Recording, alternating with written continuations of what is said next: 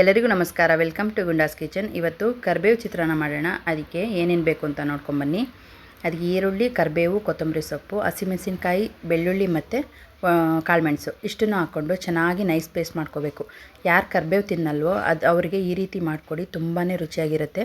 ಮತ್ತು ಕರಿಬೇವಲ್ಲಿರೋ ಒಳ್ಳೆ ಅಂಶ ಸಹ ನಮ್ಮ ಬಾಡಿಗೆ ಸಿಕ್ಕಂಗಾಗುತ್ತೆ. ನೋಡಿ, ಈ ರೀತಿ ಎಲ್ಲ ಹಾಕ್ಕೊಂಡು ನೈಸಾಗಿ ಪೇಸ್ಟ್ ಮಾಡ್ಕೊಂಡಿದ್ದಾದಮೇಲೆ ಬಾಣಲೆಗೆ ಎಣ್ಣೆ ಹಾಕ್ಕೊಂಡು ಅದಕ್ಕೆ ಸಾಸಿವೆ ಮತ್ತು ಕಡಲೆಬೇಳೆ ಹಾಕ್ಕೊಂಡು ಚೆನ್ನಾಗಿ ಫ್ರೈ ಮಾಡ್ಕೋಬೇಕು. ಅದಾದಮೇಲೆ ಈರುಳ್ಳಿ ಹಾಕ್ಕೊಂಡು ಫ್ರೈ ಮಾಡ್ಕೋಬೇಕು. ಆಮೇಲೆ ಕರಿಬೇವು ಹಾಕ್ಕೊಂಡು ಫ್ರೈ ಮಾಡ್ಕೋಬೇಕು. ಇದಾದಮೇಲೆ ಸ್ವಲ್ಪ ಉಪ್ಪು ಹಾಕ್ಕೊಂಡು ಗೋಲ್ಡನ್ ಬ್ರೌನ್ ಆಗೋವರೆಗೂ ಫ್ರೈ ಮಾಡ್ಕೋಬೇಕು. ರುಬ್ಬಿರೋ ಮಸಾಲೆ ಹಾಕ್ಕೊಂಡು ಚೆನ್ನಾಗಿ ಫ್ರೈ ಮಾಡ್ಕೋಬೇಕು.